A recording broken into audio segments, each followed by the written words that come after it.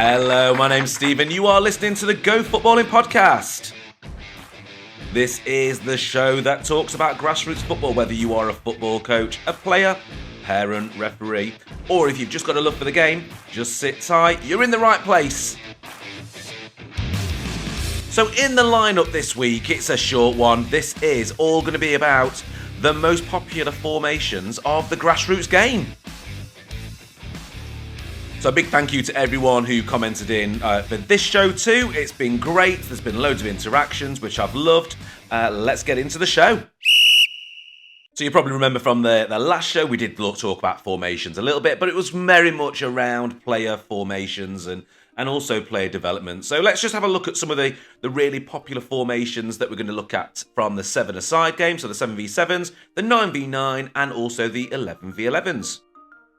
So for this week's show, I did a little bit of research myself, and I did that by looking at a couple of pages that I'm associated with and post quite a lot on, especially in the grassroots game, just to find out from other coaches what formations they were playing at different age groups. And I found it quite interesting. We got a lot of interaction there as well. So, out of the votes that we had, 318 votes came in from various coaches across different formats. And that is, like I said, the 7-a-7, the 9v9, and also the 11v11. However, don't forget, you can always comment into the show, you can always interact, and you can always do that by email. The best way to get in touch is gofootballingpod@gmail.com. That comes straight to me, and we will read those out. Got a few emails in recently, and we are going to take some of the show ideas up. Especially, we're going to do a show that is going to be focusing on football coaches and the challenges that you get between the ages for players between the ages of 5 and about 9, as that is some of the ages that sometimes you can have the biggest struggles with. So formations, here we go. So I actually thought it'd be quite interesting just to find out most popular formations that we're actually playing across the grassroots game. I definitely see a couple of really popular ones, and I kind of wasn't really surprised with the results, especially from the 7v7. A little bit more surprised with the 9v9s and 11v11s actually, because with the 7v7s I thought it was going to be, pretty standard as to what I generally see people play. Although normally I actually play a different formation, but I do change it, and I'll explain why I change my formations with my team that I have it as 7v7s. So, look, there was a couple of formations we put in there. It was great. We had a lot of people interact with this one. I think 155 people actually just commented on the formations of the 7v7 game, which kind of shows you that, the amount of people that are involved in grassroots football. There's a lot of teams that are going to be in those age brackets of like under 10s in the 7v7s, and obviously the under 9s and, the younger age groups too. So what were the formations? Well, I suppose no real surprise. There was one formation that stood out more than everyone else, and it actually got 80% of the votes. So from everyone that voted in, big thanks for that. And that was the 2-3-1. We can kind of see, and I think that everyone also has the same opinion on this, is that the formation is pretty balanced. We've got good defensive cover.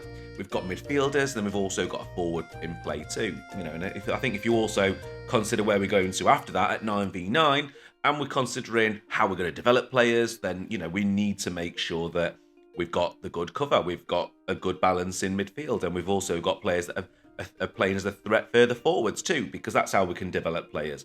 Yeah, but 125 votes out of the 155, went straight to that 2-3-1 formation, which is something that I see in pretty much most games, whether or not I'm refereeing or whether or not I am coaching.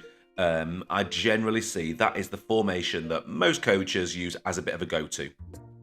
If you also look at how players are going to develop into the game, we're developing with centre-backs, which is great. So most formations will have centre-backs included in them, maybe in some different ways, especially when we start moving to the older age groups of maybe playing with just 2 centre-backs, maybe we play a back 3, a back 4. Sometimes some teams will play with a back 5, which does happen sometimes too.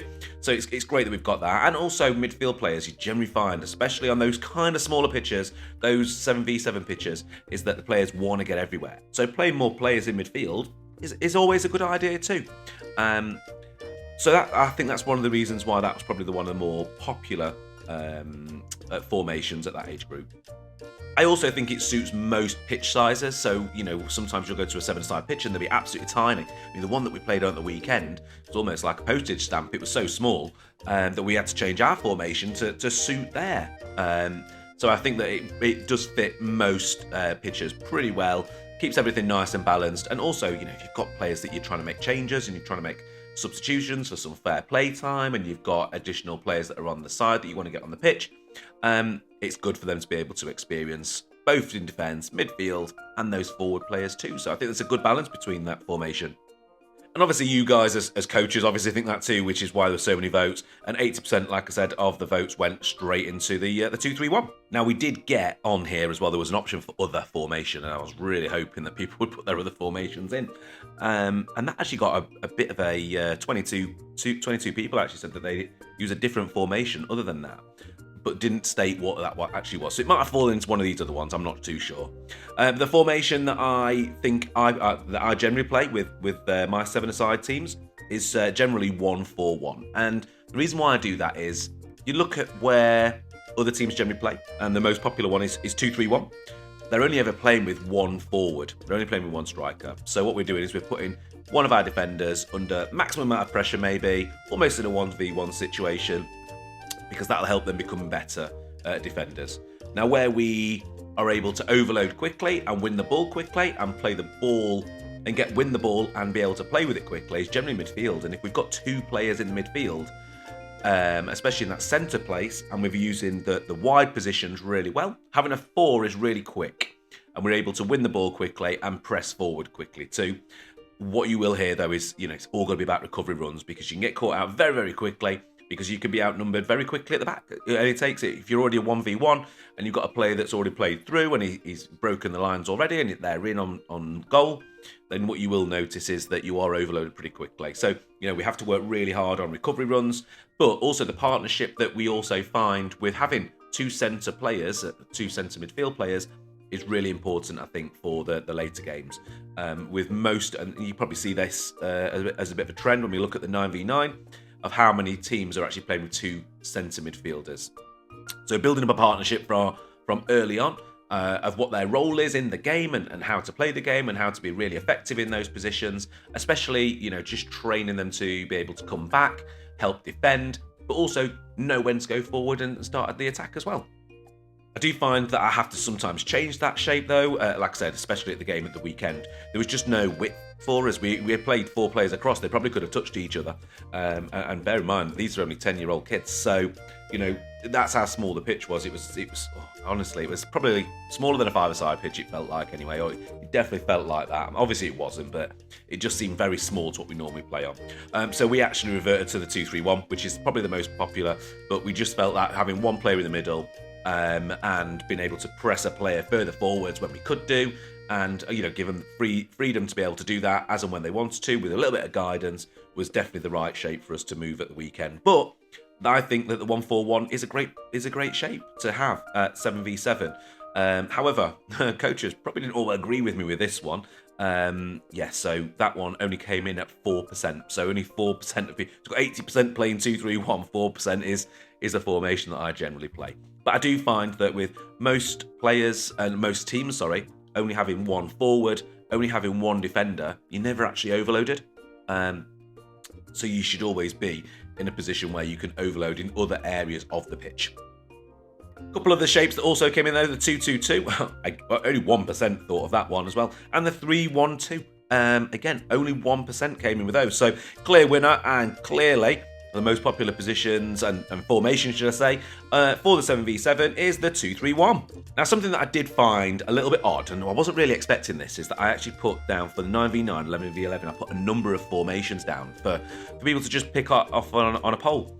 And what I found with this is that there was just way less formations used by coaches than I was actually expecting. I was expecting, to be lots and lots of different formations, but it actually showed up like there was very few, probably about the same that there was in 7v7 across the board too. I mean, the one that came in top with about 30% worth of the votes that came in was the 3-4-1, which completely understand. And if you look at how that sort of like that formation fits on and moves on from 7v7, we're adding an extra player at the back. And I think with these pitches, especially the 9-a-side pitches, for me, I don't think they're wide enough to play with 4 at the back.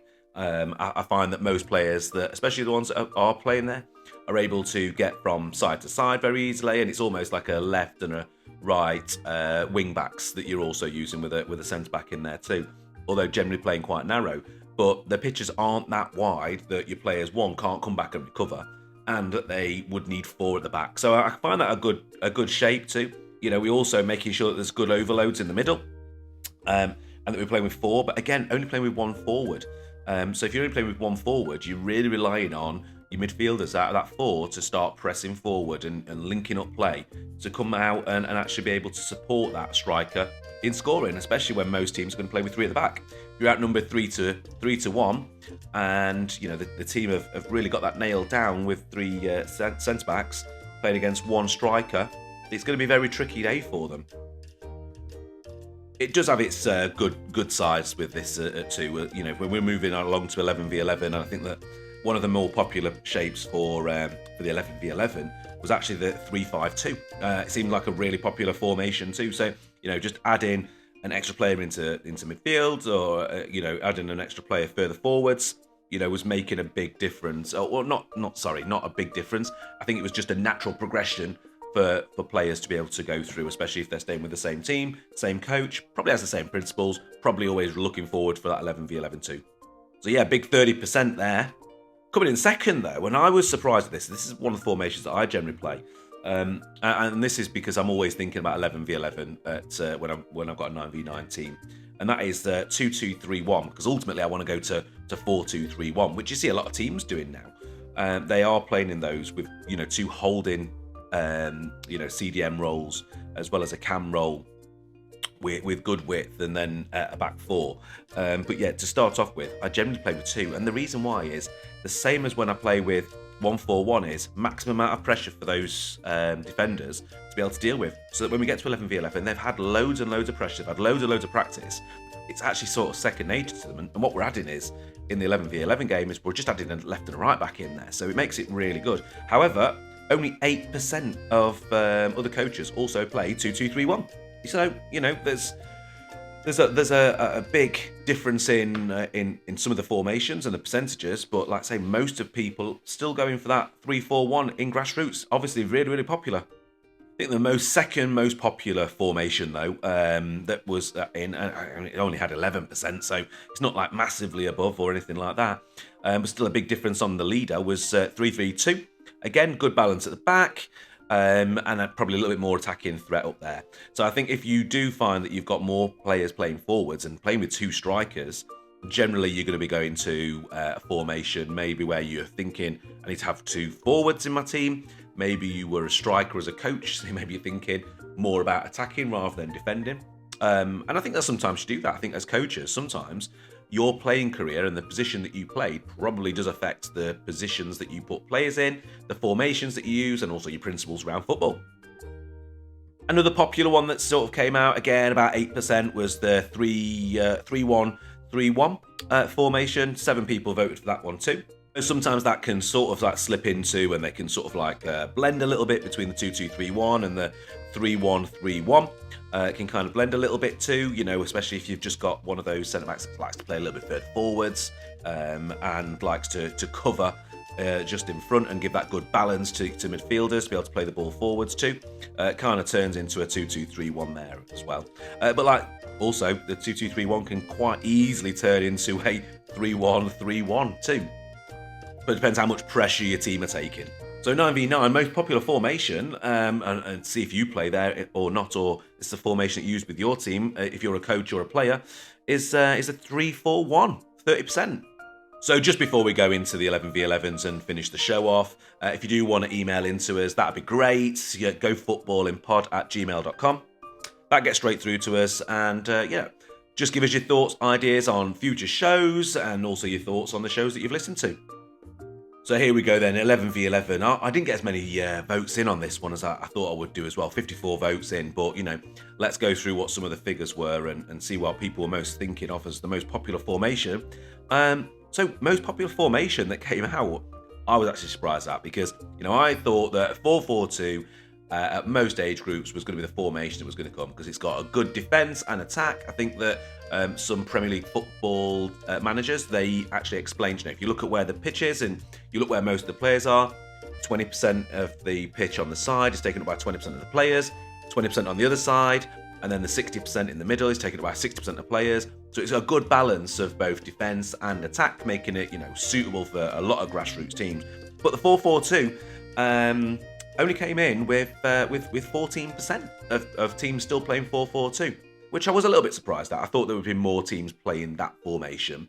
The most popular formation, and I was happy with this is one that I actually use quite a lot, and I kind of mentioned it earlier, was the 4-2-3-1. But I also think that is probably because it's becoming more popular, because it's given a good, strong midfield presence. We've got support for both offence, or when we're on the offence, and when we're on the defence as well, and when we're in possession or out of possession, we've got a good balance in the actual team. Especially if you've got some really good CDMs and a cam player that know when to go forwards, and also that they've got a good recovery on them too, so they can come back and help. But just adding the players in and moving from the 9v9, which the natural progression from that formation would generally be 2-2-3-1, or maybe the 3-1-3-1, one of those kind of formations. They would fit into it nicely. But 31% actually picking up on that formation.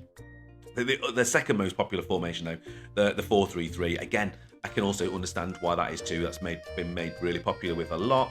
It allows a lot of offensive strategy. You can transition very quickly. You can also drop back very easily if you're out of possession to a 4-5-1. You just get your two front attackers on the left and right, just get them to drop back a little bit, and all of a sudden you've got 5 out of possession. You win possession back, you transition, you turn it into a 4-3-3. So I can see why that's also one of the more popular shapes to take, and I'm sure that a lot of coaches use that too.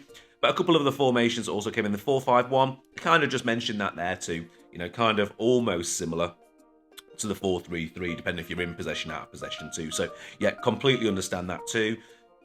So like I said, I was expecting loads more formations to be put in here too, and I think there was. The 4-1-4-1 only got 3 votes. The 3-2-3-2, absolutely 0 votes. No one picks that one. So grassroots coaches, don't pick that one. It's not a popular formation. But I do think what we need to look at is when you are picking a formation, especially at 11 aside, you're looking at it in 2 different ways. You're looking at it as in possession, and when you've got the ball, what does your shape look like? And then also when you have when you've lost the ball, how do you look when you're out of possession? Do you change shape and drop back? And I think that's what really happens with the 4-3-3 into a 4-5-1. I think that happens a lot there. I think that sometimes the 2-2-3-1, exactly the same. You kind of drop into a 5 in the middle as well, especially if that cam player is really pushed back and having to come back deep to come and help out and defend. You generally find that you've got a 5 in midfield too, which is not so bad. If you look at a lot of other formations, especially even if you're playing against 4-4-2, you're pretty much going to be overloading those players with a 3v2 in the middle. So again, it's going to work out pretty well. As far as you go forwards, you're pretty much going to be quite equal there with defenders and attackers. So, I really think you have to look at the formations of in possession, out of possession to be successful, especially in grassroots football when you've got a lot of players that sometimes, as grassroots coaches, are not always going to be, they're not all elite players, and that's fine. But we can develop them to look at the different formations. And these are just some of the more popular formations that have come out. So unfortunately, it's going to be a little bit of a quick one this week. As you can probably tell from my voice, I've been ill for last week, which is why we're a day late of actually getting the podcast out, because we just wasn't able to do it in time because I just couldn't speak. However, still managed to go out and referee at the weekend, blowing the whistle, which is always good to be able to do. And I think this weekend was cup weekend for a lot of districts and a lot of leagues. So well done if you did play in the cup, especially if you got through.